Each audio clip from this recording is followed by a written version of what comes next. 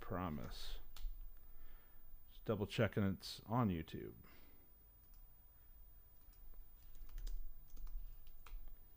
Bum, bum, bum.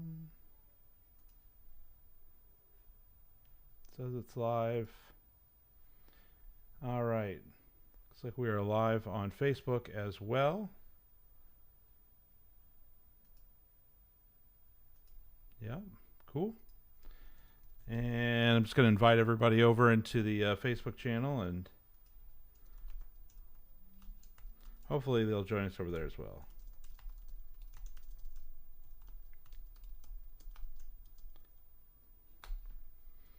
Cool. That's it. Got everything, everybody connected. Got somebody in on Facebook, which is great. And we'll take a quick look and see, make sure that's streaming okay over to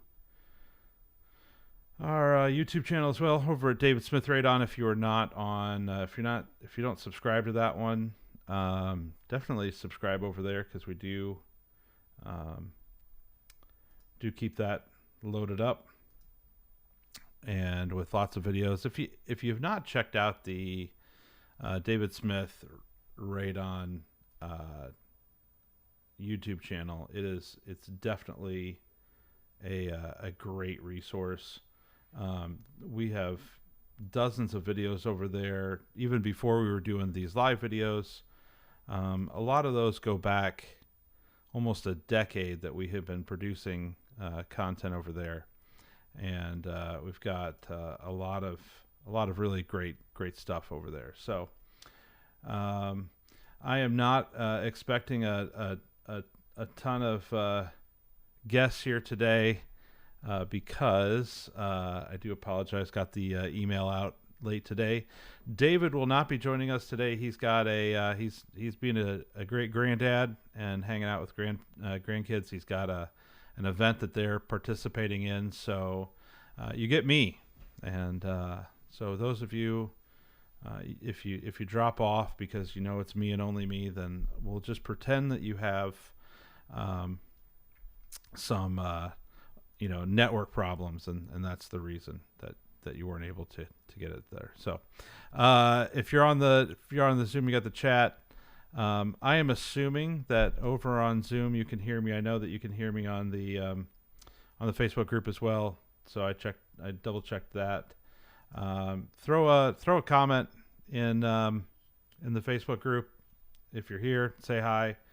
If you are on the Zoom, feel free to drop a comment. And hopefully it's not just me talking today. Hopefully get some feedback from you.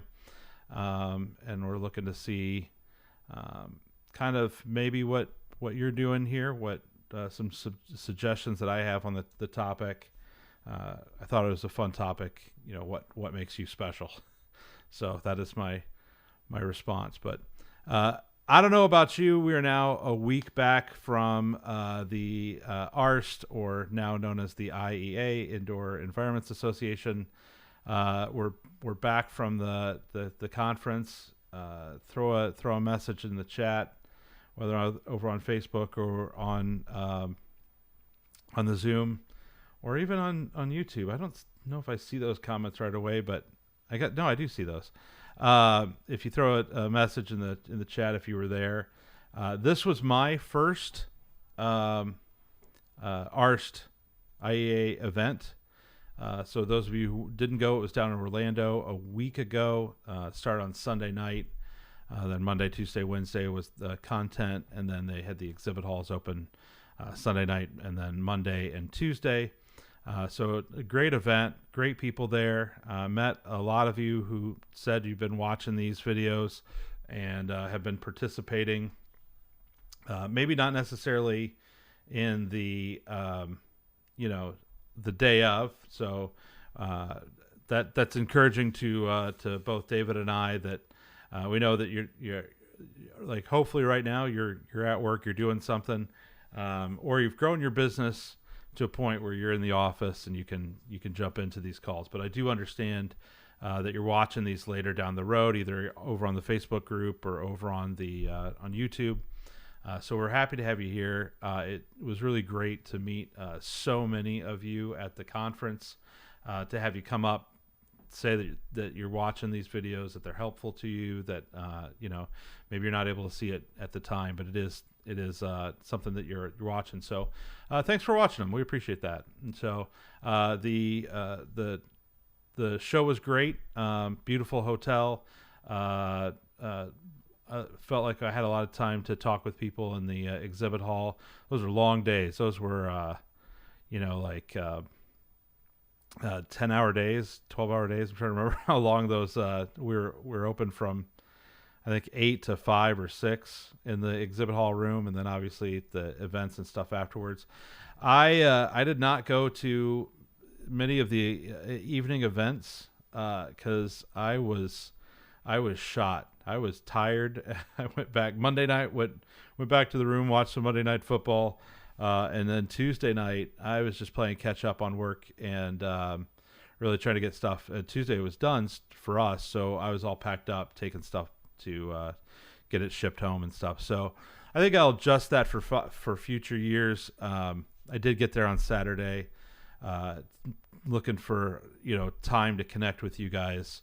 And those of you who work with me, and I think in the future I'll maybe add a day on either side just to make sure that I've got some time to connect with all of you and to get some rest once I'm set up and there and everything else. So I did make it to a bunch of the seminars. I did get to sit through about half of the IEA, the meeting that had all the awards and information, things like that. So really encouraging to see those of you who are growing the local chapters. I've been to a handful of those over the years, and it's really really awesome to see the collaboration and the and to see you guys are Rob said over. Rob said the bar is where all the best conversations occur. I agree. I was looking for lunch, and I saw the only place I could to get like kind of bar food was down at the pool bar. So I headed down that way. It was like 140 degrees outside. The humidity was 300%, and but it was the Sunday afternoon. The football games were on. It was great. So. That was a good time. I definitely think that the conversations that happen in between the seminars. I know in previous industries that I've been in and times where I've gone, you might wonder, hey, if you've never been to one of these events, like why even go? And I'll tell you that if you make yourself available. And this is after me saying, I went back to my room and watched Monday Night Football. If you make yourself available to meet somebody new, to join in a conversation that may be you might be out of your comfort zone, these are the times when you're going to learn stuff that people.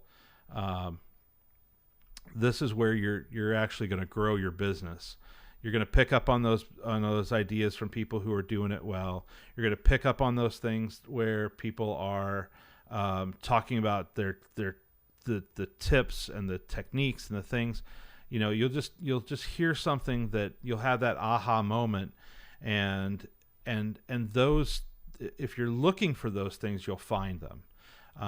And if you put yourself out there and you ask questions, and you don't assume that you're the smartest person in the room. You try to find somebody that's better at this than you are, and they're building a bigger business. The people that I know that are growing the biggest businesses in this industry are the people who have the humility to know that there's always someone doing something better than them, and they're looking for those people. And so that is where I know that those people really, really grow and learn about things in their business. So there's Jim. How's it going, Jim? You got your mic still muted there. We'll get you on. Hi there. How's it going? Dave Travel's good. back. Come again? Good. Yeah, did you have safe travels back? I did. I had as you know, the flight to Peoria. It's only 2 hours and 2 minutes, and it's 3 minutes if they're running late. So it was a great flight from. Uh, Honestly, just flying down there in that airport, it was fantastic. So I am certainly glad that the conference was 10 days ago and not 2 days ago, because we would all be hunkered down inside the hotel. So yeah, you made it back okay. I take it. I did. I did. I hope you had a great conference. Met It a was lot of new yeah, people. it was great. And I was saying when you were not on here, it's exhausting in a good way, right? You want to be exhausted when you leave these conferences, because your bucket should be full of knowledge, and these are places where you meet new people, and you get to have friends that you only see a few times a year.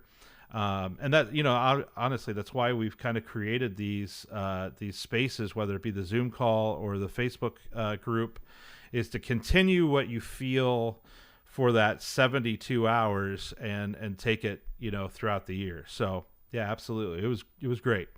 It was great. Yeah. I always say it recharges my batteries. Yeah, it is. If you haven't been, then you don't understand the how exhausting it is to recharge your batteries. But you should come home fired up, right? And you Yep. and like I said, when you find people who are doing it really really well, when you find people who are building a bigger business, and they've got the playbook, that's where you buy that person lunch, or you take them out. Rob was saying you head down to the bar and buy them a few drinks, and you just buy them a few drinks to loosen them up so that they'll share all their secrets of how they build their business. So that's how it works. But no, I mean it's a great place for camaraderie. It's a great place to learn and grow. And so yeah, looks like we're headed to Fort Worth next year. And it's a little bit later in the season. Actually, I guess last year it was at the end of October as well. But yeah, it's the week before Halloween, and that matters. I mean, I know a lot of you, including myself, we've got kids, and I've got 1 or 2 years left of my kids caring about Halloween, and it's kind of a family thing we do. And so I did check the schedule. We're back home, in time to be back for Halloween, and it should be a good time. So mark your calendars if you haven't yet. It is October. I looked it up. It's like 25th, 26th. I might pull it up real fast. I already put it on my calendar. It is the 25th, Saturday, October 25th, and I would imagine it'll go through the 29th, that Wednesday. So that gives you a day of travel if you go home on Wednesday or Thursday, and then Halloween's on that Friday. So, and Lord help us when Halloween lands on a weekend. It's the debauchery. So, yeah. That's kind of my recap of it. It was great. I know that talking with a few people, that there were fewer people there this year than there have been in the past. So hopefully a change in the date, maybe having it be in Texas, is a little more central for people to fly to. And so yeah, hoping to see a good crowd next year, and I'm going to do my best to make it to some of our the stakeholder meetings, the regional meetings throughout the year. So you'll see me there, and that is that's my goal, is to make myself as at least as much as I can, make myself as available to being in these places and answering questions and helping people. I did have a handful of people who came up to me at my booth, and they told me they've been watching these videos, and I know that I try to make sure that that David is on here, and we got stuff to talk about. We've got special guests. Hopefully, we got we're still trying to get a special guest for next week, and I think that David has got somebody else talking to us the following week. So we got a couple weeks planned out. But I had a handful of people that asked me what I do, and if we've gotten to this point, if you have not watched all the videos, you've not maybe seen some of the ones I did early on when we first started doing this, I might do a better job every week of just making sure I introduce myself so you know what I do, where how I do it, who I do it for, and the results that we provide. And so again, I'm Ben. I own Service Booster. Service Booster is a digital marketing company, and we focus on Radon Pros. I've been in the radon industry for 10 years. I have been working with David Smith that whole time. He was the one that got me into the industry. I was in a crawl space on day one with him, creating content, social content for his social media, and we built his website. We do his email newsletters, and we do his lead generation. I've done all of that for a decade now. A few years ago, I got licensed as a radon tester in the state of Illinois. So David was encouraging me to do that. I had just bought a house with a pool, and so I said my radon testing was going to be my chlorine money for my pool. I did get licensed in a time when almost every single home inspection on a real estate transaction was being waived. So most of my testing were just concerned homeowners that wanted to see what their actual radon level was. So I have been an advocate for radon awareness since the day I found out about it, which was roughly 10 years ago. So I had no idea. I was actually introduced into the industry. Many of you know Lynn Marie Carey, who does Healthy Homes Training. She lived here in town. She actually saw a post. We were mutual friends. She saw a post that my wife and I, she knew someone that we knew, and we were talking about the digital marketing that we did. And it was Lynn Marie that connected me to David, which kind of got me into the industry. And so that same weekend, I met Daryl Festa and David Smith. They all came to Bloomington, where we are here. I mean, David's here in Bloomington, and put on a continuing education class that weekend. So that was when I got started into the industry. And at the time, we worked for a lot of different businesses doing social media marketing, website design. I've been doing websites literally for over 25 years, and I've been managing my own service-based businesses for decades. When I started running businesses when I was in high school, and so I'm kind of addicted to small business. It is why we do this every week, because I know what you guys do matters. I know that it matters to you and your families. I know it matters to your clients. And so I am simultaneously creating this content and providing this opportunity for Radon Pros to build up a better business and to make more money and to serve more people and to do a better job at what they do. And we are our clients in the radon industry hire us on a monthly basis. We're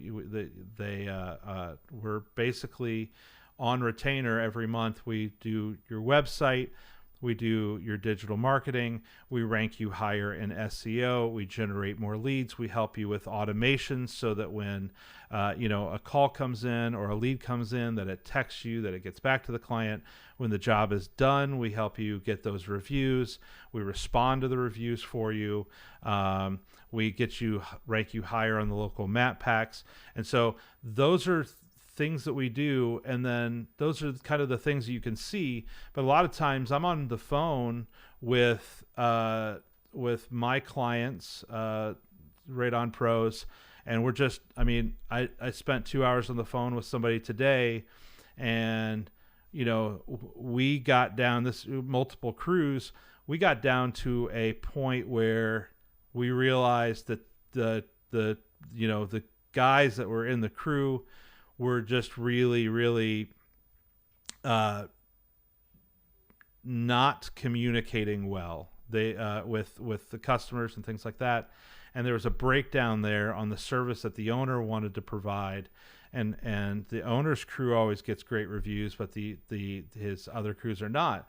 So I see all this as a holistic approach to producing really, really great, creating a really great service, which includes making sure that all of the the cogs are spinning together and making something really, really beautiful and great.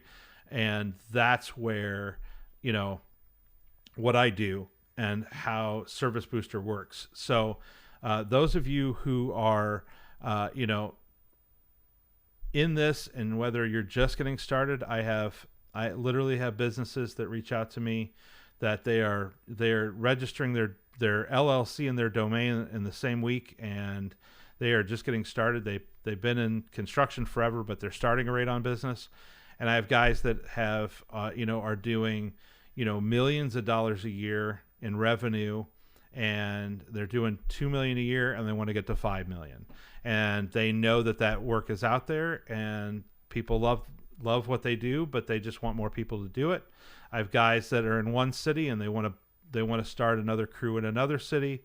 They want to expand, and so we help take care of those things so that you can go do what you do best, which is hopefully bring down radon levels to darn near unmeasurable amounts. So that's the partnership that I have with our clients and what we do. And I would absolutely love to talk with anybody. Reach out to me. Check out servicebooster.com. You always have access to me in the Facebook group. You always have access to me. Just ben@servicebooster.com. You want to send me an email. Let's set up an appointment so we could just kind of have a discovery call and see what we do and how I can help. So that's who I am. That's what we do. But every week we're going to have these calls. We're going to have these opportunities to talk about what you can do to make your business better.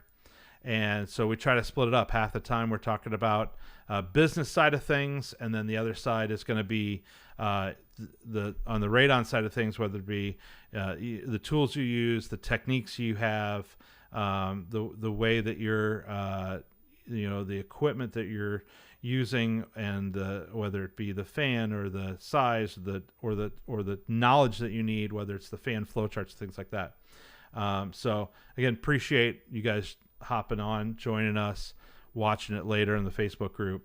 That's what we're here for. So, and always, if you have a topic that you want us to cover, man, send an email to me, put it in the Facebook group. Let me know, because we're always looking for topics. We've got a huge list of them, but we want to know what you guys want to talk about, and that's great as well. So today, this has kind of been we've gotten on this, talked about this in a handful of different times, but this is going to be kind of a free-flowing one. If you got stuff you see me point over here, that's the window I'm looking at that has Facebook up. But if you've got a comment, if you've got a thought, throw it in the comment section. Hop on the Zoom. You can chime in. But the topic for today is selling the invisible. It's selling the things that are not included with your actual service, right? Your service is mitigating. If you're a tester, it's testing. But what are the things that you provide that are not that are maybe intangible, or things that your customer will experience when they hire you? And so I look at the differences. Those of you who in your town, or maybe you've traveled, you just happen to know the answer to this, but if you are in a space where you have a McDonald's and a Wendy's and a Hardee's, But then also you have, say, Chick-fil-A, or those of you in the Midwest around here maybe have a Culver's. These are all fast food restaurants, right? But let's say if you are on the interstate and you need to pull off and everyone in your family has to use the restroom, which of those restaurants do you want to pop into because you know the bathroom's going to be clean, right? That is not a service that you are paying for as you know, when you get a sandwich. Some people I know are guilty of using that restroom and then leaving, and then they, you know, without paying for it at all. But which of the restaurant rooms, whether it's McDonald's, Hardee's, Wendy's, Culver's, Chick-fil-A, is more likely to be very clean?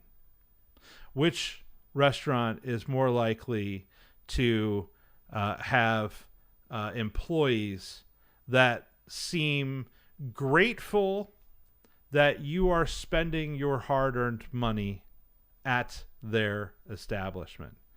These are not owners of the restaurant. These are kids that are working there, right? So which of these places are going to have that or already have that reputation? And so these are the things that we're talking about, the invisible things that maybe increase the value of the service that you provide. And so this is going to be a week where you have a homework assignment, because I want you to take out a piece of paper. If you're driving, you know, do a voice notes on your phone when we're done. And I want you to make a list of the things that you do that set you apart. I titled this, you know, what makes you special, and I want to talk about those things that are maybe not part of the standard. You know, if somebody calls you and says, how much is your radon mitigation, and let's pretend that you could actually quote that without, you know, showing up or knowing anything about the house, right? And you just said $1,500. Well, then they call the next radon mitigator, and that radon mitigator says it's $1,400, and then the next person calls and it's $1,600. So now this customer has three things. They have a $1,400, a $1,500, and a $1,600 quote. So how is that person making that decision if that is the only information that they have to go on?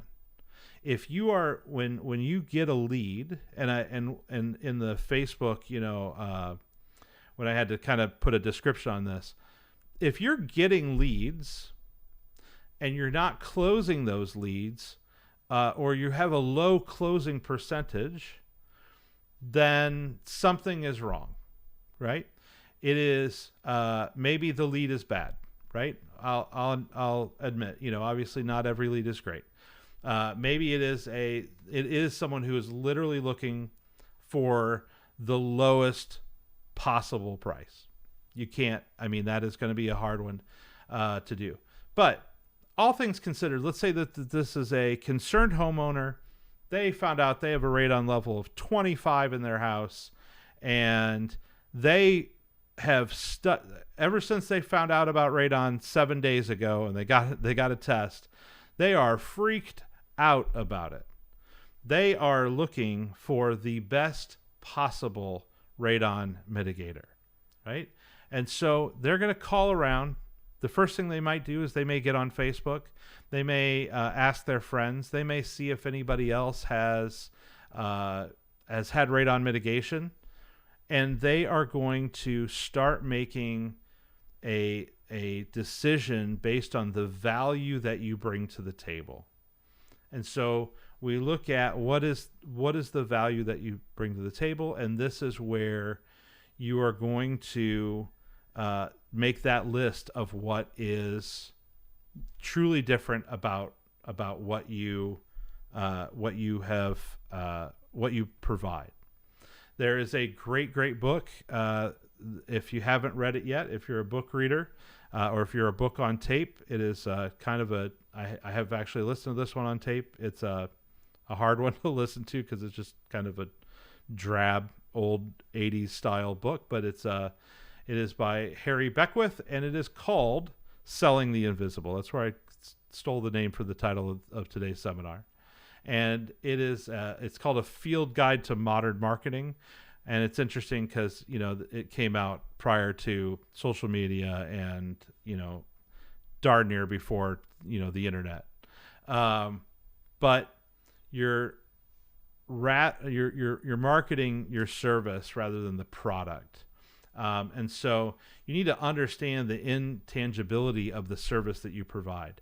Yes, at the end of it, you may guarantee, I'm going to reduce radon to X number. Maybe you're at 4, maybe you're at 2.7, maybe you guarantee it. I know some of you who are guaranteeing it below 1, right?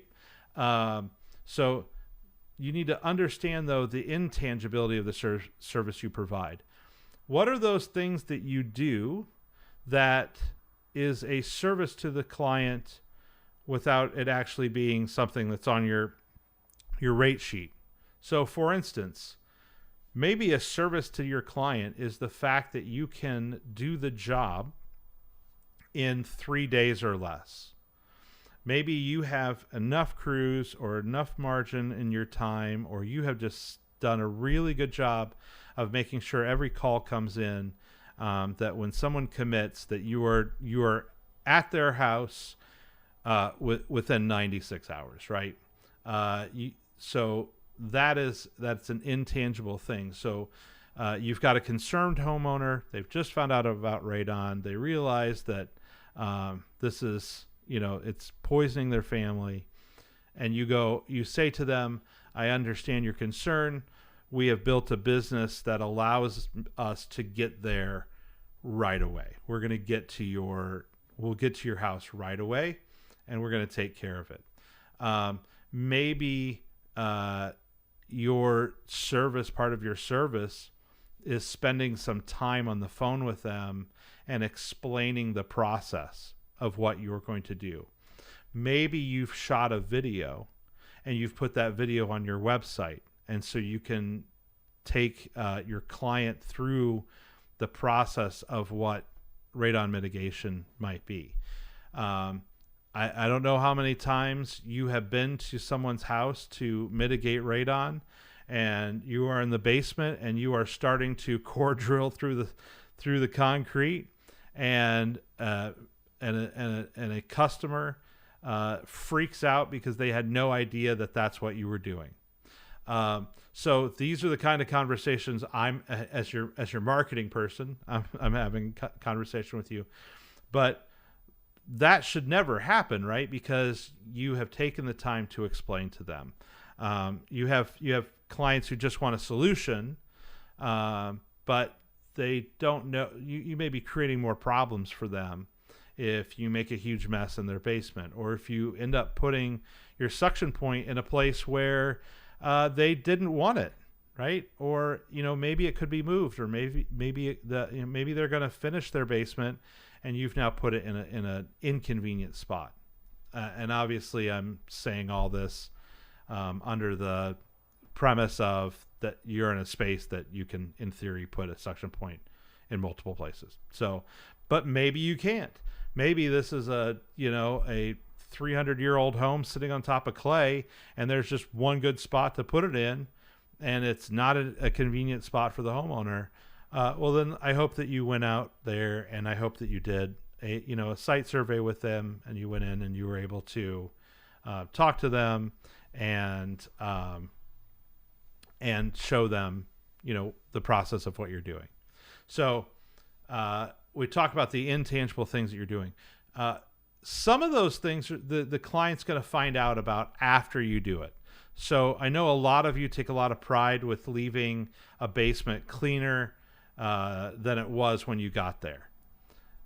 It's hard to sell that in your sales meeting. You can kind of joke around about it, but it does sound like you're kind of propping yourself up a little bit. But if you do the job and then you leave it really clean, that is something the client is going to notice. It's not impossible to joke around about when you're actually doing the bid, but it's a very fine line to making it sound like you're doing extra stuff, and the client goes, well, what if I don't want to pay for you to clean? I'm fine with it being dirty. So just know that you've got to be careful with some of that things. I know that some of you, if you're using gutter material or if you're using a PVC pipe, some of you will paint the pipe to match the side of the house. Some of you use gray pipe, some of you use white pipe, and likewise on the gutter material. That is something that is, you can either put that as an add-on, or as a service that you can charge extra for, or you can have that be a real difference between you and another company. Obviously, when you're talking about if you're really proud of the fan that you're using, if you're not just using the cheapest fan because it's the cheapest fan, if you're using a fan that you can talk about the differences between it and other fans in the industry, what is the difference if the homeowner went to a big box store and bought a cheaper fan, even if it's a cheaper fan, even if you use the same fan company, if you're buying a better version of it, or if that warranty, that's something that is something that you want to talk about as something that is not necessarily part of the service itself, but is something that it comes packaged in what you do. So those are the things that we're talking about, and in your value as something that the client may or may not know. Again, going back to Chick-fil-A, I know that there's a very high chance that my order is going to be right. We have a Popeyes chicken here in town. I love the taste of Popeyes chicken. I do not like the experience of buying it. We have it's funny, on one of our local Facebook groups, somebody said, what is a location that gets your order wrong every single time?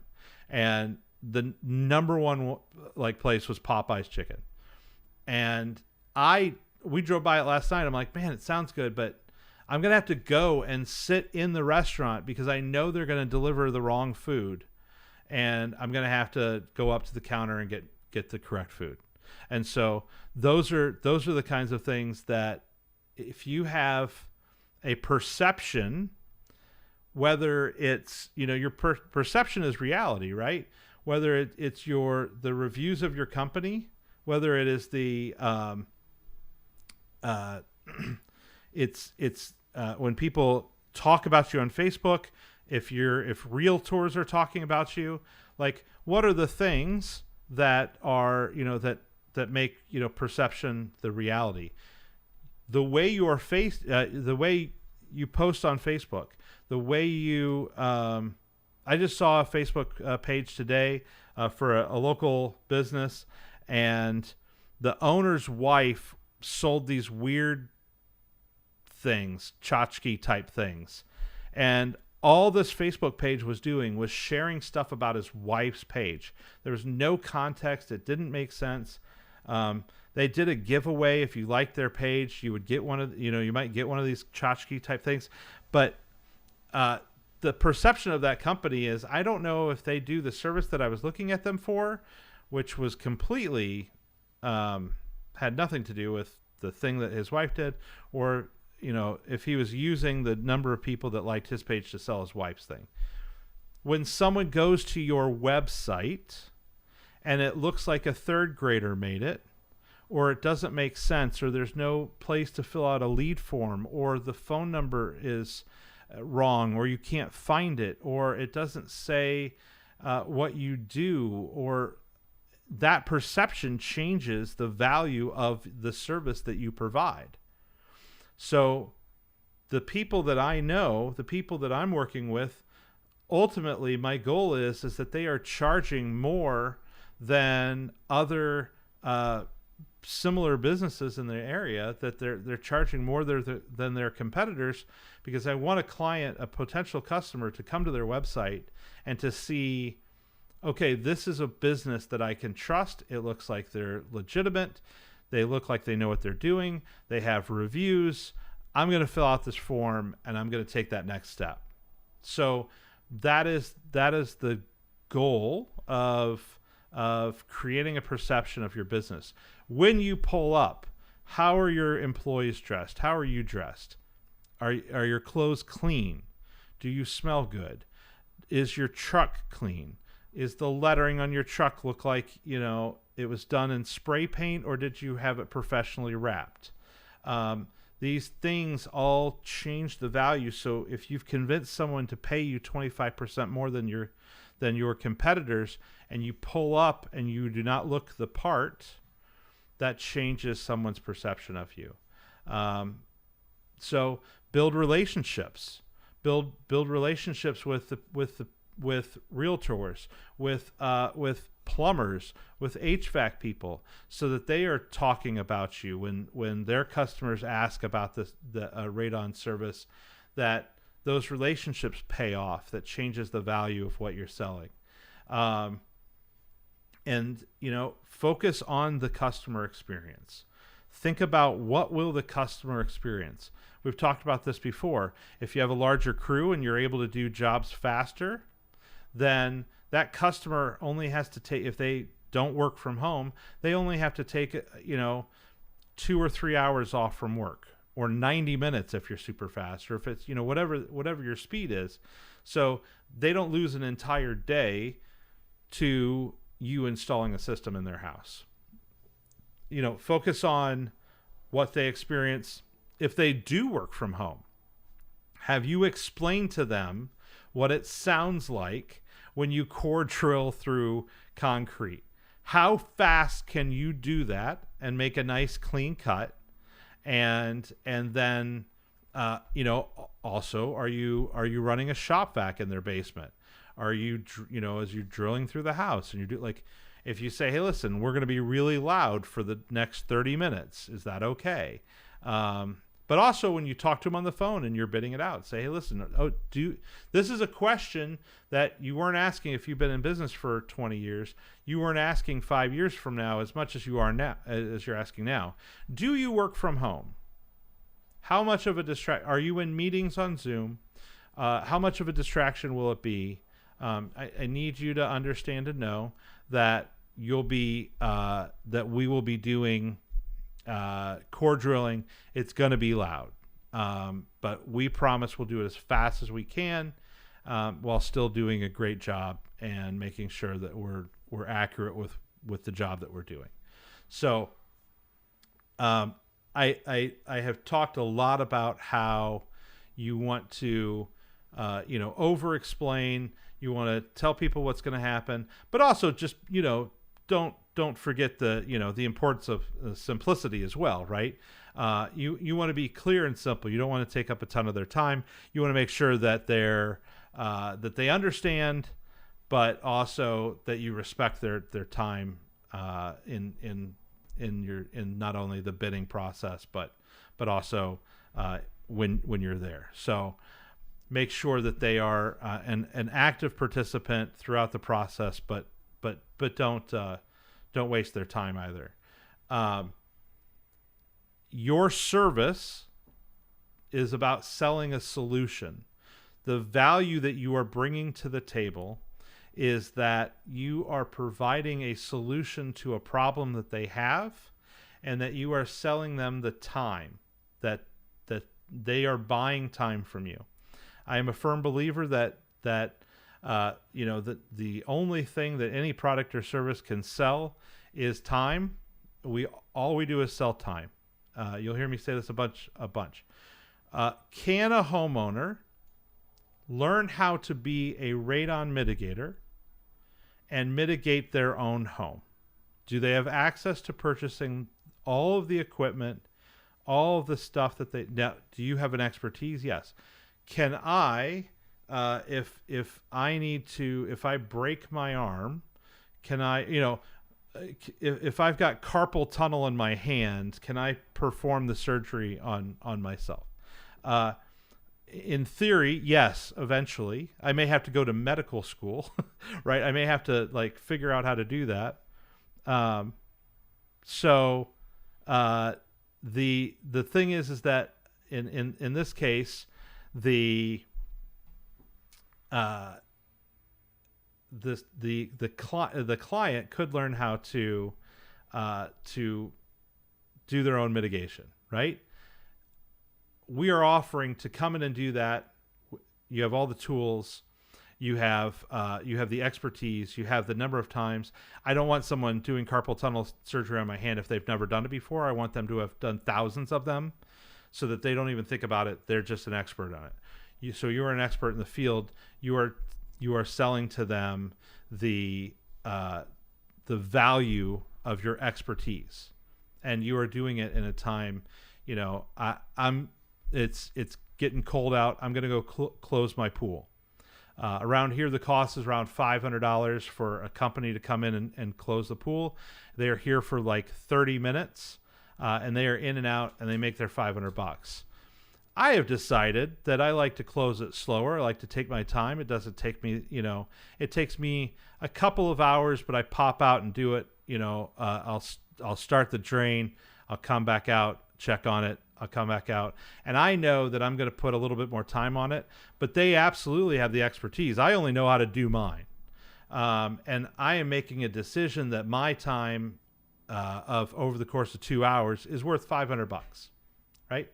So that is the sometimes clients are going to value the time, but if you can come in, those of you that are going into a house and can knock out a house that was built, with great communication underneath of it really quick, then you will, you might be able to do that in 90 minutes. You might be able to do that in less than 2 hours. If you're doing it by yourself, you could do it in, 3 or 4 or 5 hours or whatever the time is. That's what you're providing. That homeowner can just hang out, and they can sit in their office. They can keep working. They can go and run some errands, come back, and you're done. So, I just got a comment on YouTube, said, what's this then, a sales seminar? I suppose so. I suppose it is a sales seminar where the goal is for you to know the value of the service that you provide and how to provide, how to communicate that to your potential clients, and to make sure that you are not. When I said at the beginning of this is that you should make a list of the things that value your service above other people, then you want to make sure that you are communicating those things, and you want to talk with a business coach like myself, or someone, when you go to the IEA or our, conferences or the stakeholders meetings, or you're on our Facebook group, or you're on YouTube talking about it. You want to have someone dissect what you do to make sure that there's not a spot where you could provide a higher value and you're not, or something that maybe you think is a big deal and it really isn't. And you're selling this thing like, we use the best, core drilling, diamond head core drilling equipment. Cool, but sell the solution, sell what the client gets from that. You say, I can make a cleaner cut faster, right? What does that mean to the client? That means to the client that I'm not going to be making a huge mess in your basement. I'm going to keep the dust level down. I know that David Smith always talked about how he uses the best HEPA filter in his shop vac that money can buy. They have their template. They're spraying water on it to keep the dust down. They have taken a bunch of steps because they know how dusty and dirty that can be. I know that most of you are doing that. Not all of you, but that may end up being something that you explain to the client quickly and say, hey, just so you know, we're going to be cutting a hole in your basement. We're cutting through the concrete. While normally that would be very dusty, here are the things that we do to mitigate that, to make sure that the dust level is at a minimum, and so we want to make sure that your basement is as dust free as it can be. Those of you that maybe if it's in a finished basement and you are creating dust, maybe you're covering over you're bringing in Visqueen and you're covering over the furniture, you're covering over the TV. Maybe when you talk about leaving the basement cleaner than it was, maybe you guys are bringing a bottle of Pledge and a thing of paper towel, and you're wiping stuff down for your clients when you're leaving, so it smells like Pledge when they come downstairs. You want to double check that your clients aren't like allergic to smells and things like that. So those are the things that I want you to think about, so that when you're looking at your pricing, when you're looking at what you're doing, that the value that you're providing is not only the service that you provide, but all of these intangible things that people may not, they already maybe struggle to understand what radon is, but the communication that you can have with them, and especially in the end, I am hoping that you are telling them, hey, we don't just assume that this is done. Let's make sure that we do a retest. Maybe part of your value is you're leaving a charcoal test. I know a lot of guys that I talked to in Orlando last week have purchased, whether it be the Criniums or the Air Things or the different versions of the different inexpensive tests, and they leave it there for 3 or 4 days after they're done. And that allows, for the radon that's in there to disappear, and then for them to show the client the actual results of what they've done. And so that is something that I highly, highly, highly recommend, because now you have a clear, this is the number before, this is the number after. And if I were running a mitigation company, I personally would not want to do a job without a pre-test number. So if I know that somebody is high, I see the leads coming through, right? Because all of my clients, I'm keeping track of the leads and making sure that you guys are handling them, and people are getting called back and responded to. We're all on the same team here, building and growing your business. But I do see the occasional lead where somebody's like, I heard about radon. Can you come and mitigate my house? Right? So that is someone who has not had a test. So let's get a test in that house so that before, and then some people don't have a valid test. Some people, had a test and the conditions weren't great. But let's get a test in the hands of the homeowner prior to you doing the mitigation, and let's have a test afterwards.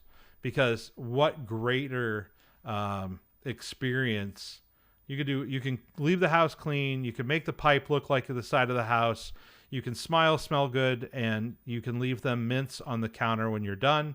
But if you don't have a post-test, a pre-test and a post-test to say, this is what we did. We lowered the radon in your house from 9 to 0.02.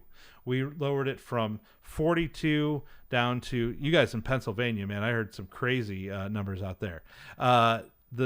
It is that is the value of what you bring on top of all these other things. That is the service they're expecting. So if you can't prove that service, then it's not, you haven't, I mean, obviously you've done the job, but we want to be able to show your work, right? We want to show that you've done what you said you were going to do, to the best of your ability, and that they know they're going to be safe in their home.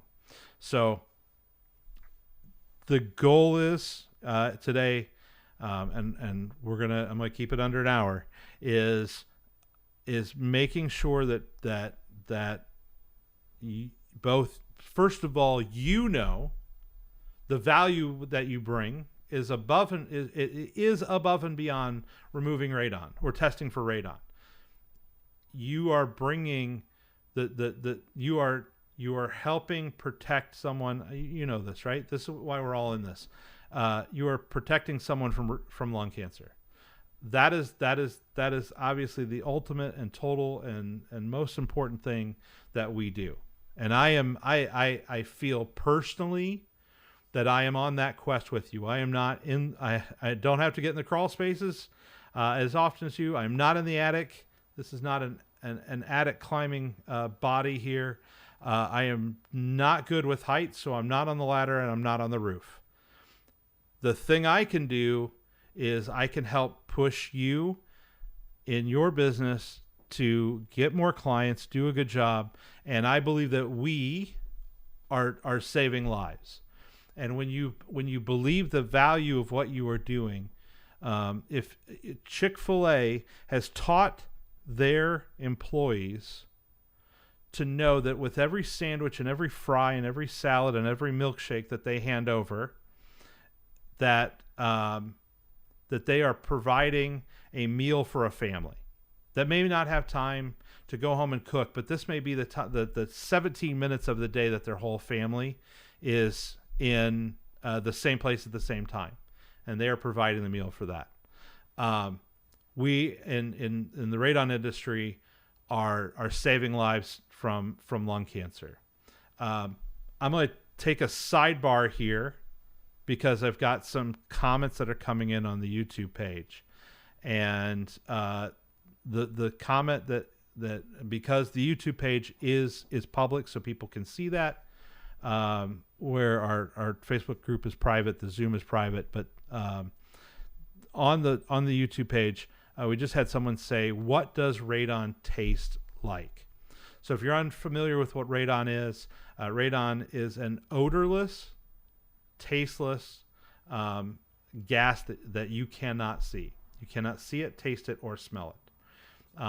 Which is why there's so many people who think that it is made up. There are people who have been in a real estate transaction that have had a radon test, and they've been forced to mitigate their home, so they're bitter about the money that they've spent, and then there are people who just don't understand what it is. So I would encourage you. There's a couple of really great videos on YouTube where it shows what radon looks like, but in a chamber. There are ways that they can visualize it, but radon is an odorless, tasteless gas. You can't see it. It is everywhere. It comes up from the ground. It is outside. But outside it mixes with fresh air. So the level outside is obviously much less. It's a safe level. But inside we do a really good job of creating. We want to hermetically seal our houses now, right? We buy the better doors, we buy the better windows, we put in the good insulation, we seal all the cracks. We don't want to lose all this hot and cold air that we condition our house with. And so what happens is radon follows the path of least resistance. It's going to come up through the cracks in your foundation. It's going to come up through your sump pump. It's going to come into your basement. If you have a basement, it'll come in through your first floor if you don't have a basement. And then it's in your house and it gets trapped. And what happens is radon explodes. And when it explodes with such intensity that it can actually put a pit in glass. And so that intensity in which it explodes is happening because we are inhaling it, and that explosion is happening inside of our lungs. And over the course of time, those tiny little explosions are what cause the abnormalities in our cells that produce lung cancer. It is similar to inhaling cigarette smoke because that you're putting that foreign substance into your lungs and it's creating those abnormalities which causes lung cancer. Radon can only be detected through a radon detector. There are cheap ways to do it, usually depending on what state you're in, city you're in. You can get sometimes free tests, so seek those out. You can pay $5 or $10 for what we call a charcoal test, and it's just like a little charcoal bag, and you hang it in your basement at about eye level, breathing level. Not down by the floor, not by the ceiling, but just somewhere in the middle of the room. Run that for a few days, and then you mail that in, and they'll send you back your radon level. They have longer term tests, which I highly recommend. If you can run a test for 30, 60, even 90 days, that's going to give you a much better view, because radon only lasts for a few days. So there's always constant new radon coming in, and then the old radon is exploding, dissipating, and then it's gone. So it's a fluctuation. It changes by weather. It changes by rain. What we're seeing in the East Coast right now with the hurricane is going to invalidate a lot of radon tests right now. High winds change a 48-hour test. So if you can run a long test, it'll give you a better view of what your home actually is.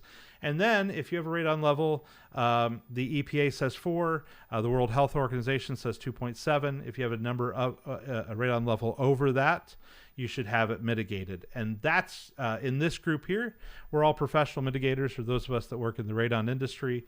And what we do here in our Facebook group and our YouTube page is we talk about ways to do that better and to serve clients better. So Underhill, I see you asked what radon tastes like. Can't taste it. Got to test for it. You can call a professional radon tester in your area. You can go to Home Depot or go on Amazon. You can buy a radon test anywhere from about $100 to $200 to do a constant test and just have that in your home. And if you were having a real estate transaction, those don't count. You got to have a professional license test in most states. And so, but yeah, hit up if you've got questions, certainly leave them there in the YouTube page, and we're happy to help get a radon professional in your area that can help test it, and if mitigation is necessary. What they do is it's super cool. They go down into your basement. Let's assume you have a basement. They're going to seal every crack. So if radon is coming up through the cracks, they're going to seal any cracks that they can get their eyes and on. Sometimes if you have carpet, you can't do that. If you have a sump pump, they're going to seal the sump pumps because radon comes up from there. But then, and you have a crawl space. If you have a crawl space, you definitely have a radon problem. Because it's for most of you, it's just dirt, right? So you're just letting all that up into your house. So if you have a crawl space, they're going to get a Visqueen, not Visqueen, something like Visqueen, I should say.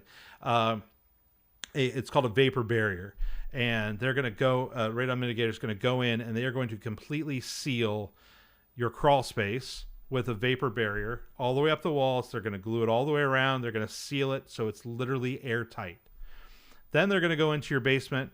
They're going to drill a usually 3 or 4 or 5 inch hole into the concrete, through the concrete all the way down to the dirt, and they're going to put a pipe in there. So remember, they sealed all the concrete, and now radon needs to go somewhere. Radon will follow the path of least resistance, so they put that pipe there in the basement. And then they run that up through your attic. They run it up through out the side of your house, and they will then install a radon fan.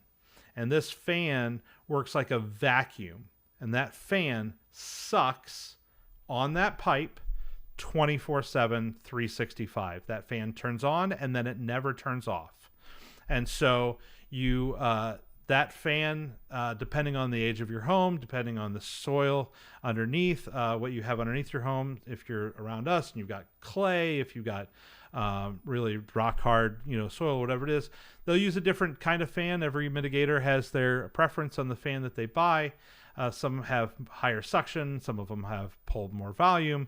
For the most part, there's some kind of standard fans that every manufacturer makes. And then they're going to take that pipe on the other side of the fan and they're going to run that pipe way up past the top of your house. They want to get it past any of your bedroom windows, because you don't want that super concentrated radon that they're pulling out of the basement or out of your crawl space to go right back in on a nice day like today. You got your windows open, you're just pouring radon back into your house. So they're going to run that up past the house, and an even better radon person is going to put a little cap on top of that with a screen so that no birds or squirrels or twigs or things like that get into the pipe and clog it up. So depending on where you're at, like I said, you want to contact us, and we'll help find you somebody in your area. You talked about sealing your crawl space. I am a firm believer, if you live in a house that has a crawl space, first of all, you have a radon problem, but let's pretend radon didn't exist. You putting a vapor barrier down on your crawl space, in your crawl space, is one of the best things you can do. All of that moisture, all of that, if you've got, it's going to stop mold and smells and all that kind of stuff that comes into your home. When I was a radon tester, I was doing a house, and I walked in and they had a massive crawl space underneath their master bedroom, and the house just kind of smelled funky. And everybody's got their own, smells, and they've got their own, things that they cook in their kitchen and stuff like that. But this was clearly, we went down to the basement, and I'm like, I don't care if you have radon or not, you want to seal this up. And I said, your house is going to smell better. They did have radon. It was through the roof because they have a crawl space.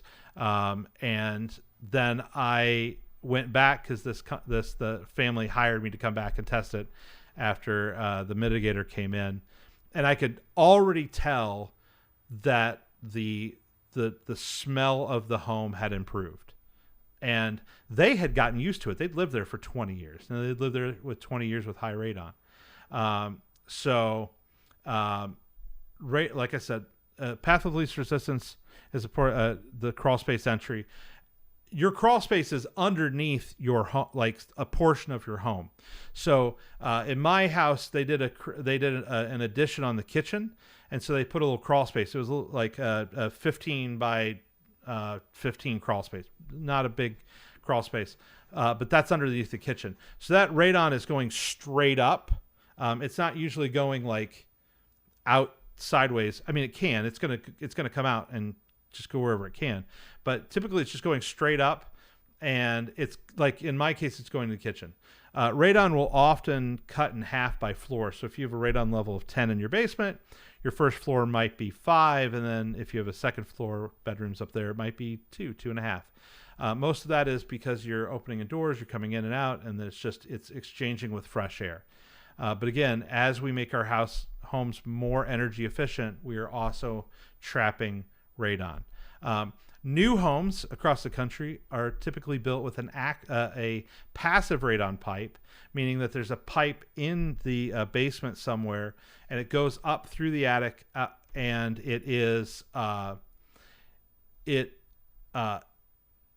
does not have a fan installed on it. It's a passive radon pipe, and there is benefit to that. They've done studies to show that even having a space for that radon to travel to in a newer home, but that doesn't mean that you are in the clear. You should still have a new home tested, and to make sure that it is that you don't have a radon problem. And if you do, then you'd have a professional mitigator come in there, and they're going to install a fan, typically in the attic, because that's where the pipe is going through, and they'll install it in there. And then now your passive radon system becomes an active radon system. And so this is stuff that we weren't talking about in real estate. I bought my last house 15 years ago or so, 16 years ago. We didn't have a radon test when we bought it. However, the person that bought my house that we were selling 15 years ago did have a radon test, and I did have to put a radon system in. And I had no idea what it was, but I was angry that I was buying somebody, something for something that they didn't, they didn't need. And so getting educated on this and knowing that we can, radon is the number, I should have said this earlier as we're talking about like, what is radon? Radon is the number one cause of lung cancer in non-smokers. If you are a smoker and you also have a radon problem, it increases your risk of lung cancer like tenfold. It makes a huge difference. Someone will correct me on that later, but it is absolutely like I said, radon is everywhere. There are states and areas where it is higher, and so depending on where you live, you just want to get a test, and you should test your house every 2 years. Even if you have a radon system, you want to make sure it's working. It would be like going on a medication for cholesterol or for your blood pressure or something like that, and then never going back to the doctor and checking to make sure that the medication is working and doing what it's supposed to do, or never testing your blood pressure again, even though you're on the medication. So just the idea of knowing that you're taking it is not enough. You want to make sure that it's functioning correctly, and the same way your mitigation system. So I bought there's a company, EcoSense. I bought their little home version. I have that sitting in my basement. That was like $175. Connects to my Bluetooth. It connects to the Wi-Fi, and I can always see what my radon level is, and I'll see these changes in the in pressure are going to alter it a little bit, but I have a home that was built in 1991. I've got gravel underneath my my concrete. I've got a great system with a great fan. My radon is pretty much undetectable in my house. So it kind of went off on a tangent there, but here I get excited when I got somebody asking questions. So we started out the call today talking about how the value that we bring, but guys, this is it. I like literally went through a what would be a particular like a call, like with a potential client right here. I've got somebody right here in YouTube that is asking about radon, and in a matter of 10-15 minutes I was able to explain like what it is that radon is, how we check for it, how we mitigate it, and how we make sure that it's working. Right? It took 10-15 minutes. So you probably have a spiel like that down. How can we improve this? Maybe you put that same thing. Maybe you record a video of yourself saying just that and explaining what it is, and we put that on your website. We put that on your Facebook page. So when somebody has a question, you can direct them there. Or maybe they fill out a lead, and over at Service Booster here, we create an automation. So as soon as that lead comes in, it sends them an email where we connect with them and explain to them right on. So we must have people watching over on the channel, because I just got another comment of, and I'm gonna, hopefully this doesn't hit pause here. So yeah, we got a handful of people watching. I just had somebody ask me how we check a house for radon. The quick answer is you can call, like, Google search radon testing by me. We've got professional testers all over the country that are licensed testers, and they are using calibrated equipment that will go in and will. In Illinois, we have to calibrate our testing equipment once a year. We send that off to a lab. They put it into a radon chamber where the radon level is known. And but you can go to Home Depot. I'm going to check my drawer here and see where. Oh, yeah, I got one right here. So go to Home Depot. Go on Amazon. This is a product from Air Things. And Air Things makes these are a Corinium Home, Corentium Home. I love these guys. These are fantastic, and if you pick up one of these, you'll see them you'll see them on Amazon. They'll go on sale for $99, and so I usually even tell our mitigator clients to pick some of these up.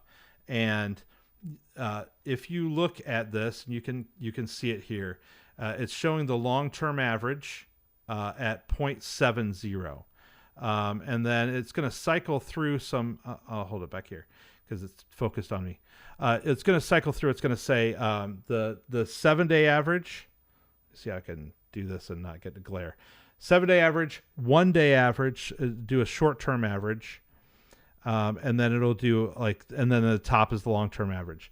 When you get this, there's a little reset button on the back that you can hit, just like with a paper clip. Throw this in your basement. You just put it on a table, in the livable space, right? So you want to have it in, you don't put it on the floor. You don't put it in a corner. You want to put it away from walls, away from your sump pump. If you have a living area in your basement, if you have a coffee table in your basement, you just set it on the coffee table and come back and check it in a day or two. Radon comes and goes, so this is a great way to know your radon level. This has been sitting in my drawer for weeks.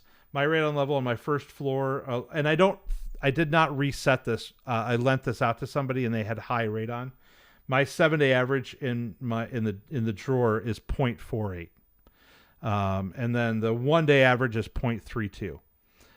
So if you're wondering, the World Health Organization says 2.7, and the EPA says 4.0. Those are the numbers in which those are what we call our action levels that you want to get a radon mitigation system installed into your home. I personally put one in my last home when it was at 2.6, and so I know at 2.6, it's going to vary, right? When we bought this house, I put this exact thing in the basement. On the day we signed the contract, we had 65 days from the time we signed the contract to the time we moved in. My radon level long-term average was 6.5. When they tested our house, I had a professional come in and test the house. They tested it was around 6. But watching the 1-day average, the short-term average, the 7-day average, there was about a week after we moved in, because they did not come and mitigate my house for about 90 more days after we moved in. So I had almost 5 months. I had 5 months worth of data on this on my basement. There was a week in there where the radon dropped to 3.5. So if they would have come and tested my house and did a 48-hour real estate test, my house would have passed, and they would say that I didn't have radon. However, when they came and mitigated my house 90 days later, my level was almost 11. It was like 10.57 or something. It was 3 times higher. But my average was still 6.5 for that whole time. So getting a 48-hour snippet, if it comes back and you've got a radon level of 15, yeah, you've got a radon problem. You should get it mitigated. If you've got a radon level at 2 or 3 or 4, this is going to be one of those things where it's like, okay, well, I'm not 100% sure if maybe I want to run a longer test. A radon level of 4 is the equivalent of smoking 8 cigarettes per day. So if you have a level of 4 in your house, and it goes up from there. If you got a level of 8, it's like having a pack of cigarettes a day. And what I tell people when I was testing is that you're not, if you and I go out on my back porch and we both smoke a pack of cigarettes, and we're non-smokers, and we both smoke that pack of cigarettes this afternoon, we're not going to get, we're probably not going to get lung cancer, right? Let's pretend we don't have radon's not a thing. From smoking one pack of cigarettes in your entire lifetime, you're probably not going to get lung cancer from smoking. However, if you smoke 3 packs a day for your entire life, the chances of getting lung cancer are much higher. That is how it works with radon as well.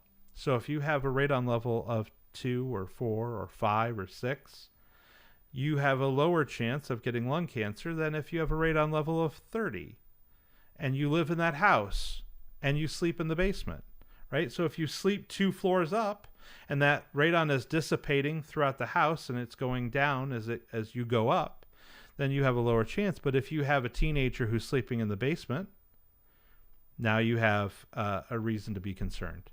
I have a family member who lived in a high radon house for 40 years, and they are in their 70s. I tested their home. We found out they had high radon. They got it mitigated immediately. But now I've told them that they need to go to their doctor and make sure that they are now doing, annual lung screenings as if they were a smoker for their entire life. So there are people who like to come into our YouTube page. They like to tell us that radon doesn't exist. I don't know what to tell you. It's on the periodic table of elements. They can see it in a chamber. They can change the level, and there are people who have been non-smokers their entire life who are getting lung cancer, and they test their home. They had high radon, or they were miners. MINERS in mining. They were miners, and the radon level is very, very high. That's one of the first studies. The thing that I talk about a lot is in the 40s and the 50s, they were finding housewives where the husband and wife did not smoke, and which was hard to find anyone in the 40s and 50s that didn't smoke, but they were finding housewives that were getting lung cancer disproportionately to their husbands because their husbands were out of the house. They would go to work for 10 hours a day, and then they'd go bowling and they'd hang out with friends. They were coming home for only a few hours a day, where the housewives were in the house for 22, 23, 20, hours a day. So they were in that high radon level much longer. So got kind of a random thing here from our YouTube page. It's anytime that we have the opportunity to educate people about radon, I mean, that's what we do. You will see stuff from the American Lung Association. You will see stuff from your state, hopefully talking about radon. There are campaigns and funds and grants that are trying to get this information out to people so that we can save some lives, because lung cancer is a really, really, really, really horrible way to die, and we can prevent it.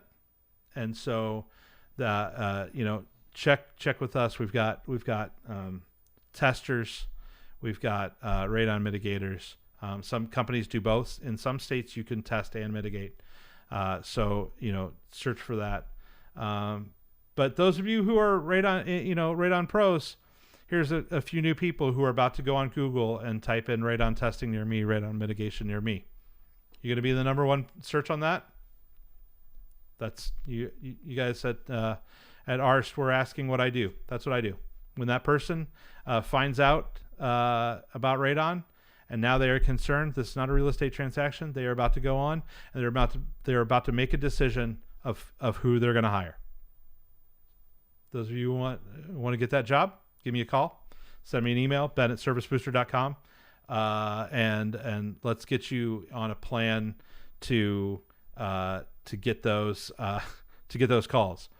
And all of you radon pros that have been in the trenches and have been to way more CE credits than I have had to do, jump in the comments on the YouTube page, jump in the comments on the Facebook page, and tell me where I'm wrong.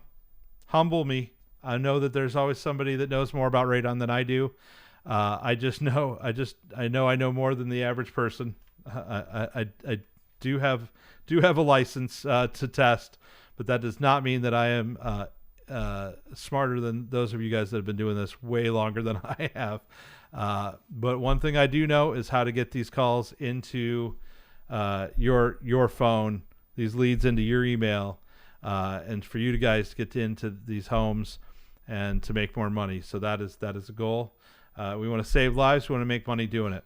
So thank you guys. I'm going to jet. I definitely went 25 minutes over what I said I was going to, but I got to bounce.